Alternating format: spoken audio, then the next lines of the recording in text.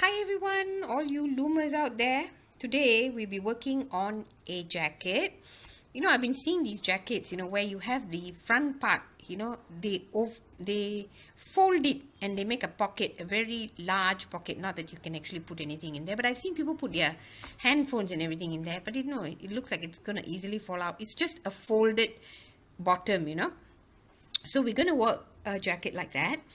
The pattern is similar to the tan jacket where it had the shaped neckline, and the overlapping front with a simple back. So the back will be 18 to 19 with a 23 length, same, but this will have 5 inches extra added to it because we're going to fold it and create that pocket I was talking to you about, alright? And here will be about 5. And then another 5.5, so it's about a 10.5 by 28. Same thing here, 10.5 by 28. So we'll be using the round loom, the large one, the 41 peg loom, and I'll come back with the yarn that we will be using. The jacket's going to be completely white. It's going to be a white jacket. I know, not exactly autumn or winter colors, I suppose. Winter colors, yes, snow and all that. Snow's white, but it's not going to be, the yarn itself is a little thin.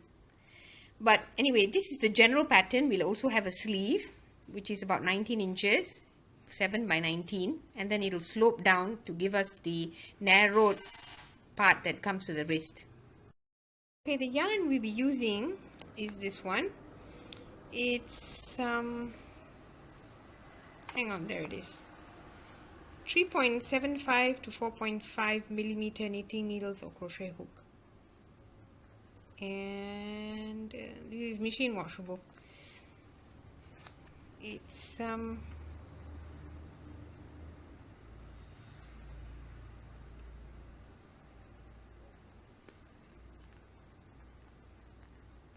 okay, it's 15% pure wool, 10% viscose, and 60% acrylic. Okay, that's the composition of the thread.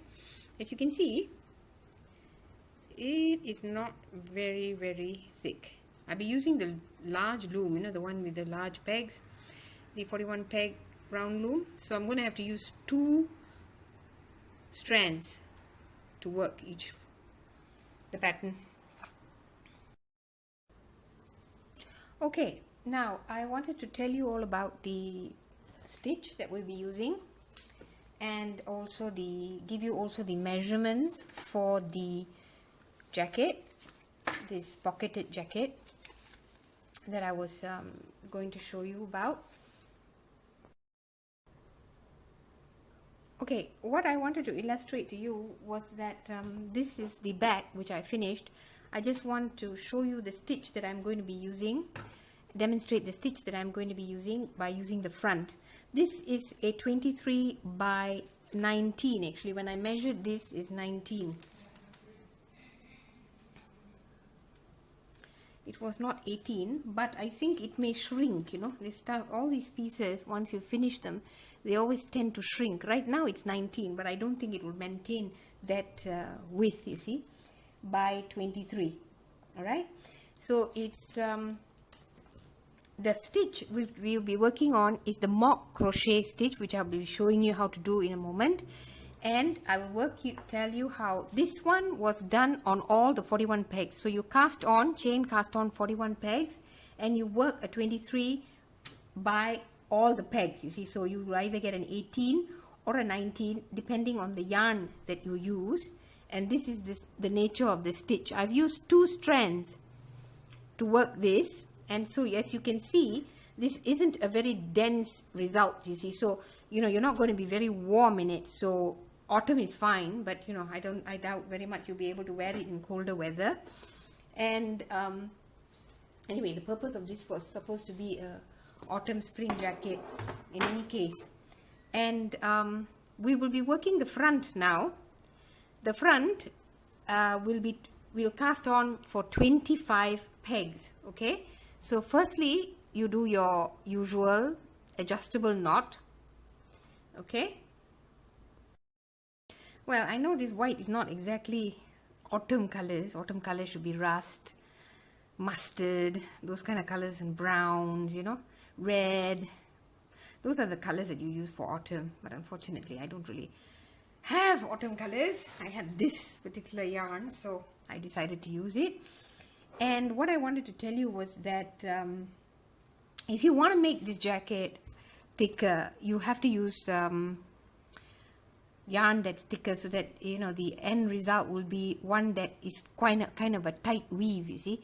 And also the nature of the stitch, you know, the mock crochet it tends to give you larger spacing in between the stitches, you see. So if you use really a thicker yarn, you should get that space between the stitches to reduce, you see. Now, of course, in my case, because the yarn I was using was rather thin, even though I used 2 strands, you saw that the weave was not exactly very tight, as you noticed here, you know. So just you can adapt this even if you want to wear it as a winter jacket. Just use different kind of yarn. You can use the same pattern, just change the yarn that you want to use. Plus, because we're using this particular loom, the loom with the 41 pegs, and as you can see, you have rather fat pegs on these round loom, you know.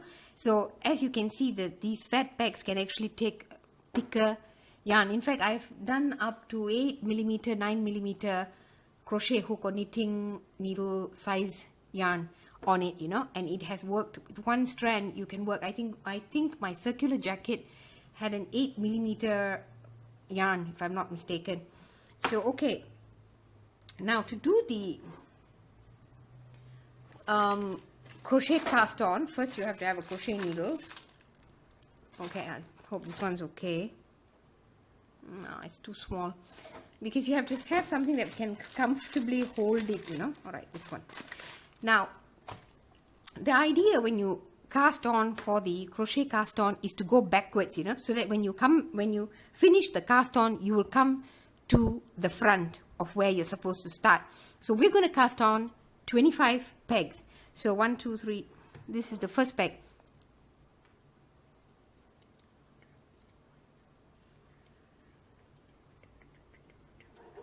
Okay, so this is the 25th peg here. This is the 25th peg. Wait, hang on. Push my keyboard out of the way. Now, this is the 25th peg. 1, 2, 3, 4, 5, 6, 7, 8, 9, 10, 11, 12, 13, 14, 15, 16, 17, 18, 19, 20, 21, 22, 23, 24, 25. Okay, you know, I'm trying to cut down this length of my videos, so I may have gone, oh goodness me, I went and lost this position where the thing was. 1, 2, 3, 4, 5, 6, 7, 8, 9, 10, 11, 12, 13, 14, 15, 16, 17, 18, 19, 20, 21, 22, 23, 24, 25. And here I am trying to cut down the length of my videos, and I make mistakes like that. Alright. Now, I think there's someone else, I think Tuarte, I'm not exactly sure how you pronounce the channel's name. She has a video on showing you how to do this crochet cast on without actually using a crochet needle. Now, here you see you put the adjustable knot onto the crochet needle. You wrap it around the last peg, that's the 25th peg. Yarn over once, pull it through, go to the next peg. You're just going round the pegs, you're not actually hooking onto the peg itself.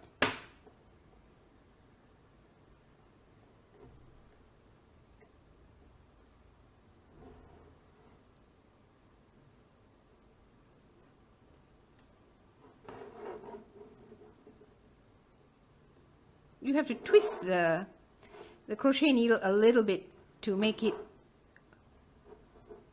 come out on the other side.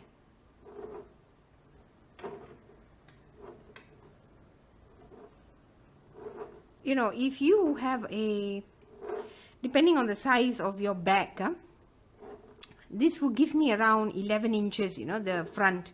Each front will be 11 inches, each side of the front left side and front right side, each one will be 11 inches, you know. Now, if you your jacket is not within these measurements, if your back is actually wider than the 19 inches, then you take a proportionate amount, you see. So if I have taken for an 18, 19 inch, 11 inch front, similarly, you have a slight overlap in front and take a measurement of how much that would be, you know. Once you get a jacket that you are comfortable with, get the measurements of the jacket and see if the front overlap, how much you will need for the front overlap. Okay.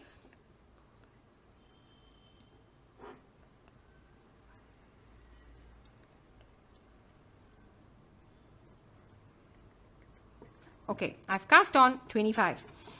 Now, let me show you exactly how the mock crochet stitch is, okay? Now, the mock crochet stitch is a 3-stitch step, or rather it takes three pegs to work it, you know. So, you see, this particular yarn is coming out from the first peg here. You can't work this peg if you have, because the yarn has to be in the center. Since it's on the first peg, you can't work the stitch itself yet. So the first one, you just merely do a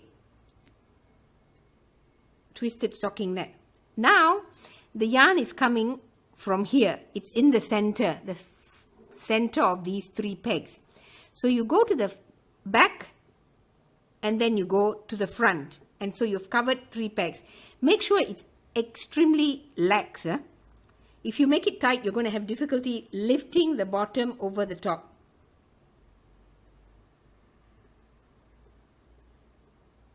That's all you have to do. Now you just lift each over the top.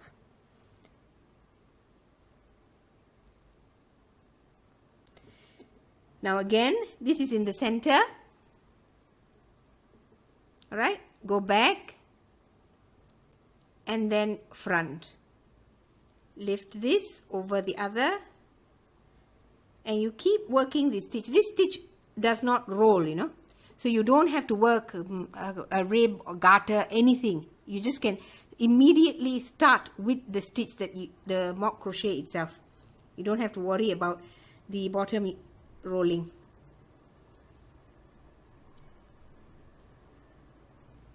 That is the mock crochet. I'll show you that again.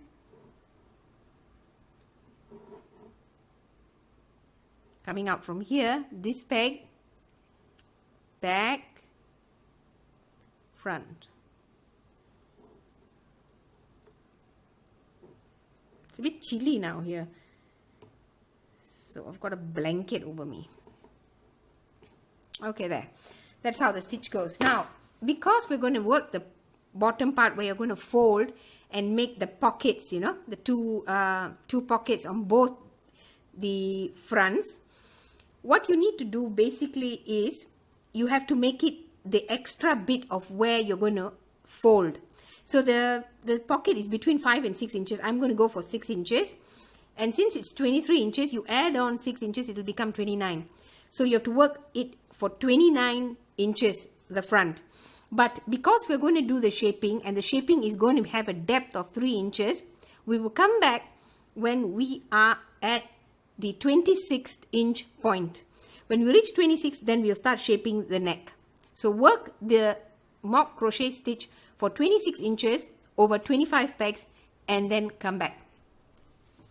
Okay, for the neckline here, you have to have a depth of 3 inches, which is reduced over 5.5 inches. So what you need to do is, whatever stitch you're going to be working, once you've satisfied yourself with the stitch that you want, and you've done a reasonable amount of work on the front, one of the first front pieces, what you need to do is measure 3 inches down, count how many rows it is. For the mock crochet, with the stitch and the yarn composition that I had, thickness of yarn, it was over 7 rows is 3 inches. Then you measure 5.5 this way to find the number of stitches. This way, sorry, this is the way that you measure the number of rows. This is the way for the 5.5 for the number of stitches. Mine is 12 stitches is 5.5 and 3 inches is 7 rows. So I have to reduce 12 stitches over 7 rows. So when we reach the 23rd inch point, we will begin the decrease. We will begin the decrease at the 26th inch point, because the front piece, each of them are 29 inches, because it's 23 plus 6 for the pocket. So we start the decrease at the 26th inch point. Okay, we've reached the point where we've done 26 inches, which is inclusive of the pocket fold, because the back was, if you recall, the back was 23 inches. The front had to be 29 because we had to accommodate the fold for the pocket. Now, when you cast on the front, we cast on 25 pegs. So if you want to actually calculate how much 5.5 inches will be, what you need to do is 5.5 multiplied by 25 divided by 11. Actually, when I finished it, it became 11. It wasn't 10.5, you see.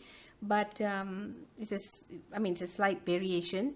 So it comes up to about 12.5 stitches. So it's about 12 stitches. I've decided to do it at 12 stitches. So 12 stitches, and like I mentioned before, each of you will be using different textured thread, different type of thread. So you need to do your own measurements for the number of rows you will need to get a depth of 3 inches, you see. And my 3 inches was 7 rows. So in 7 rows, I have to reduce 12 inches. Obviously, if I reduced it every row, it will only be 7 stitches. So I need to do some of the rows, I'll have to decrease 2 stitches instead of just 1. So how do you do the decrease? Now, what you need to do is very simple to do a decrease. Just want to show you. Now, here is the beginning. Hang on. All my thread is all, my yarn is all tangled in the thing. Okay.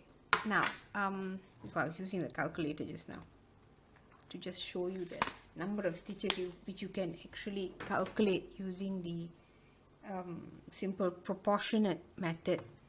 Okay. Now,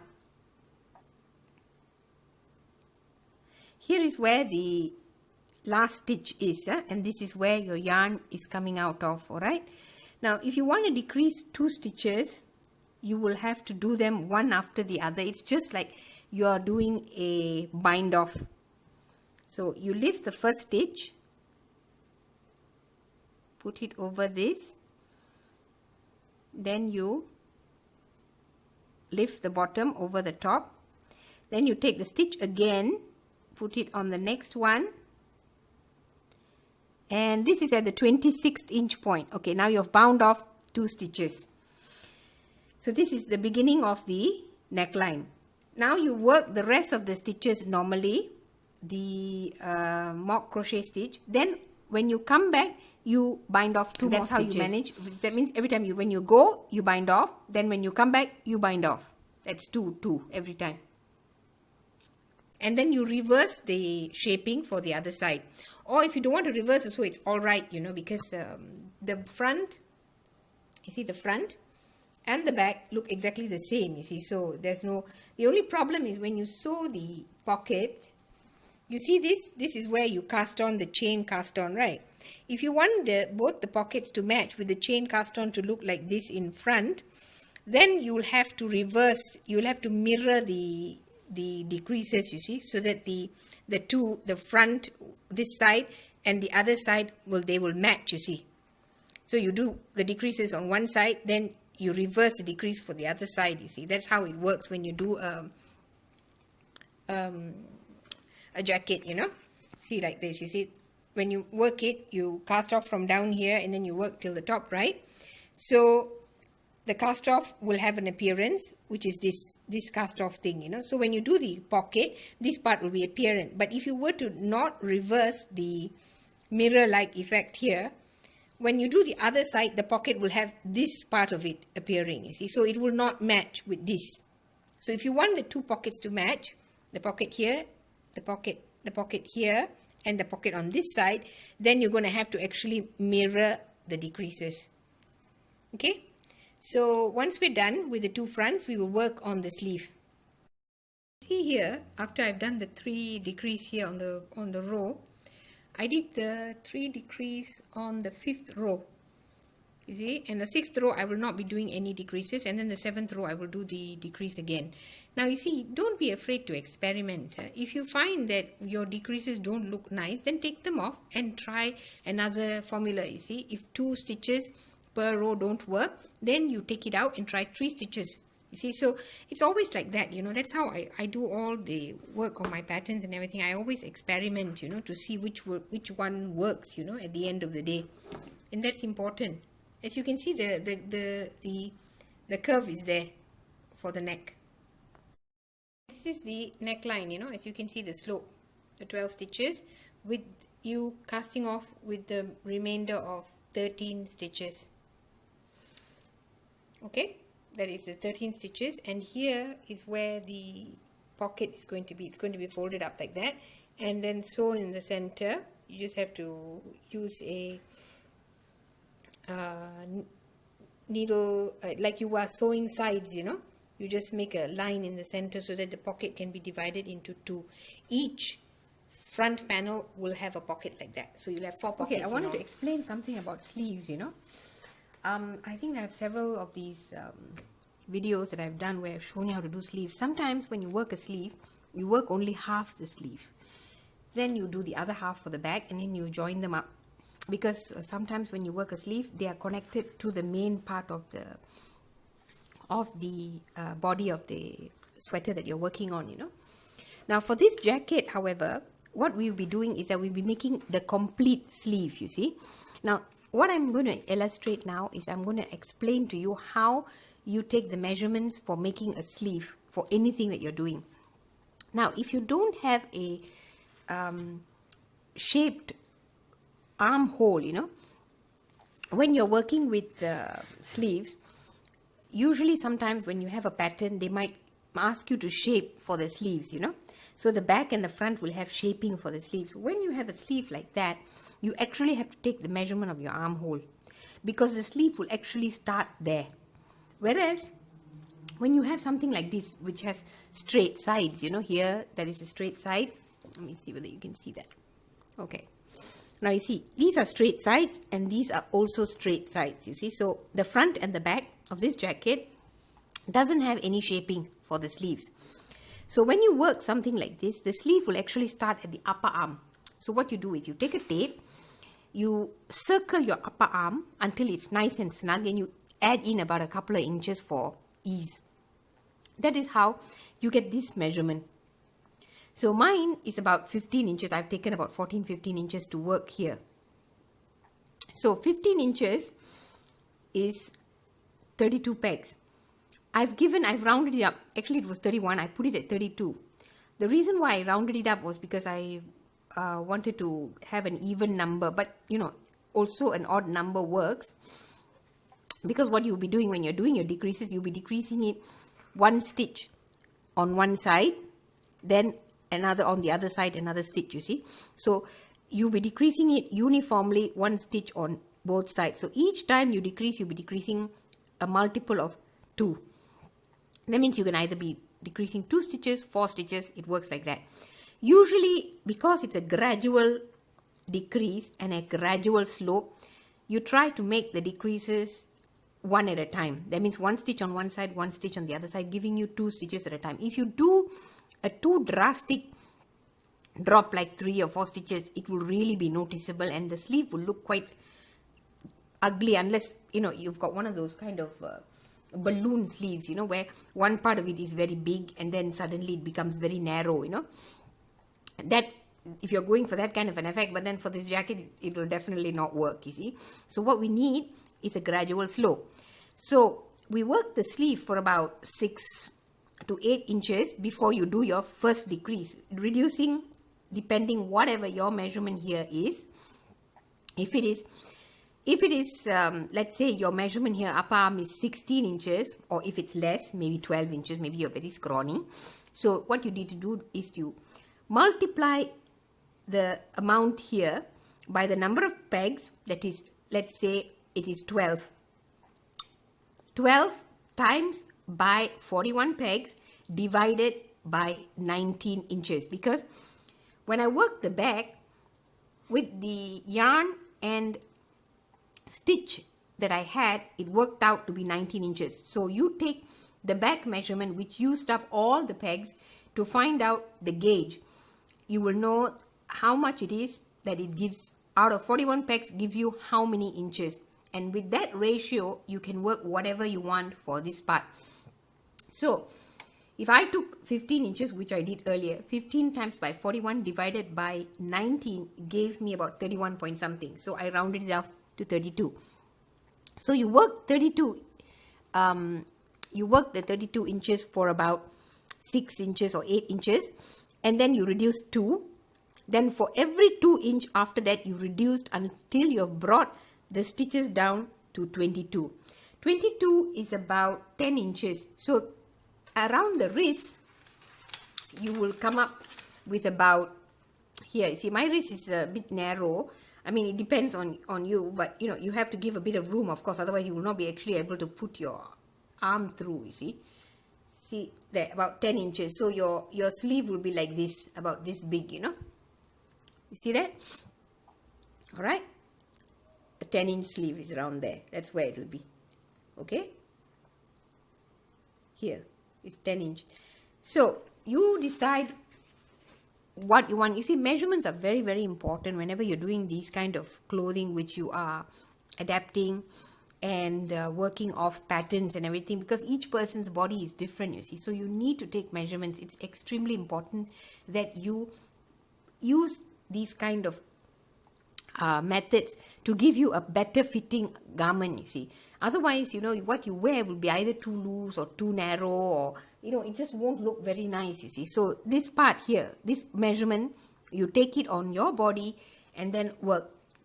Of course, I've got long arms, you see. I'm like 5'9" almost, you see. So I have about 19 inches for my sleeve. Of course, you know, if you have shorter arms, then you shorten it, you know. And you will not need to do a garter stitch bottom for it to prevent curling, because this mock crochet doesn't curl, you see. So you just work the mock crochet and do the decreases, and we'll be finished with the sleeve.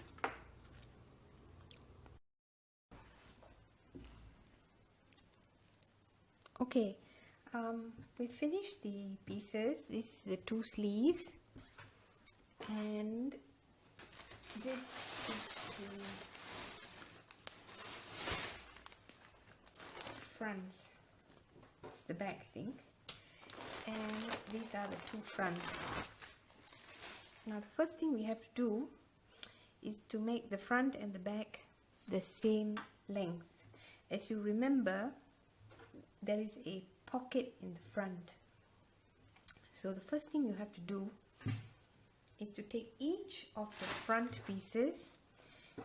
Now make sure that when you're doing this, you can decide whichever side. If you want this part where you cast off to come in front, you put it this way. If you don't want that to be in the what the heck, okay, you have this in front. If you don't want this, then you turn it, because the front and the back look exactly the same, and you put it this way, so you get the back part of the cast off. You know, if you don't want the other part to show, this is what you do. So you fold it 6 inches, 6 inches, okay, 6 inches, and you sew them along here and then here 6 inches. Then you divide the pocket here, whichever way you want to. If you want to have a 1/3 and more here, you want to put your hand, or you can divide it exactly half. I suggest you put it half, and you join this to this, so that the pocket will be divided into 2 parts. Okay, So you join it here, and you join it here, and then you join it here. Then you will have the two pockets and the front done. After you have joined these, you join the back and the front at the shoulder. After you do that, you open out the whole join and you join up the sleeves. If you want to know how to join, I think the cardigan that I've done, the multi-cut, I think it's a variegated yarn cardigan, it's on my channel. You can go and look at that video. That video explains exactly how to make up a cardigan, and it's similar to this, you see. So it's got the back, two front pieces, and the two long sleeves, you see. You can follow that video and make up the sweater, sorry, make up this jacket exactly like that. Just the only part that will be different is the part where you've done this pocket and you've divided the pocket into half. Okay, so after we have done the pocket and divided it into half, I'll come and show you exactly what it looks like. Okay, here I have joined, this is the front, this is the neck, the curve of the neck. So this is the part which is going to come in the center. I have already joined the pocket and I have divided it here. See, I haven't sewn in the ends yet, but then I just wanted to show you. So you can put your hand in like that. Here it's already been sewn. I used the whip stitch here. Can't really be seen. And here in the center I just ran a stitch down the center here, so that it separates the pocket into two bits. One side here and one side here. So you split the pocket into two. Now you have a pocket here. Okay. Now we've joined the back and the front together. This is the shoulder seam that I've done. Okay. That's the overlap. You can see the overlap of about that much. You know, it will be overlapping that much. And then you can put the buttons.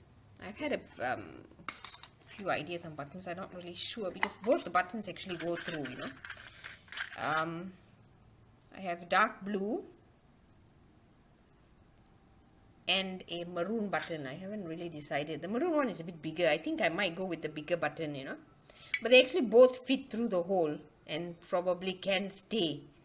You see, these holes that are made by the mock crochet itself can be your buttonhole, you know. You don't have to actually make a buttonhole. I think I'm going to go with the maroon, probably. Put it here. What do you think? I think that looks better, no?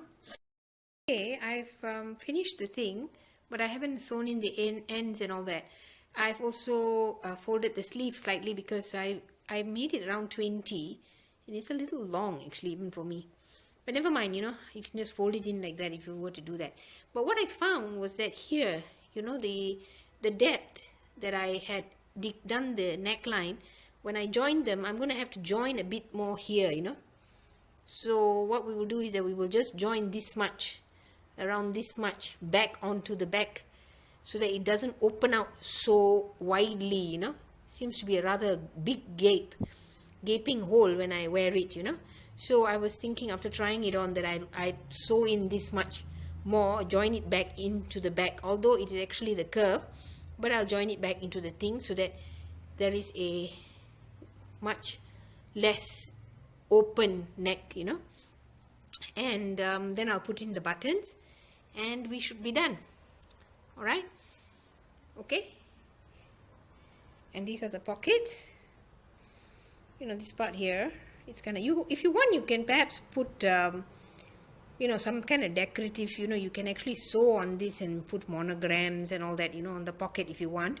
Or you can put some beads or something like that to decorate it, you know, because it's all white. So if you want to do something else, you can do that.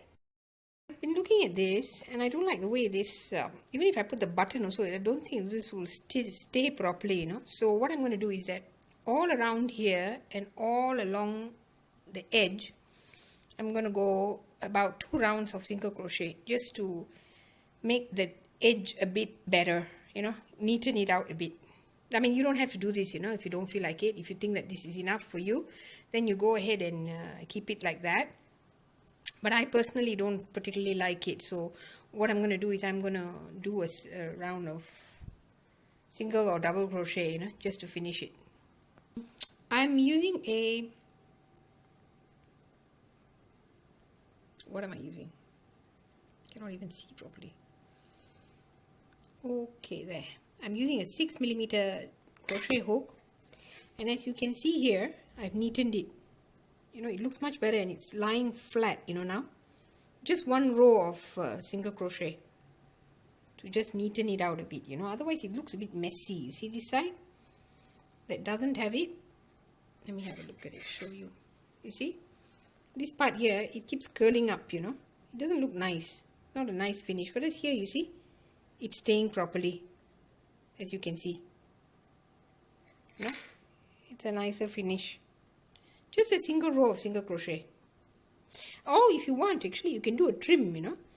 You can use another color and, you know, like red or black or dark blue, whatever, and do the single crochet in that color. So you'll have a trimmed edge on your jacket, you know. And you can do the same thing with the pockets, you know, where the pockets are here. You can also put that same color here and just do one row of single crochet to give the same trim effect if you want to put another color, that is.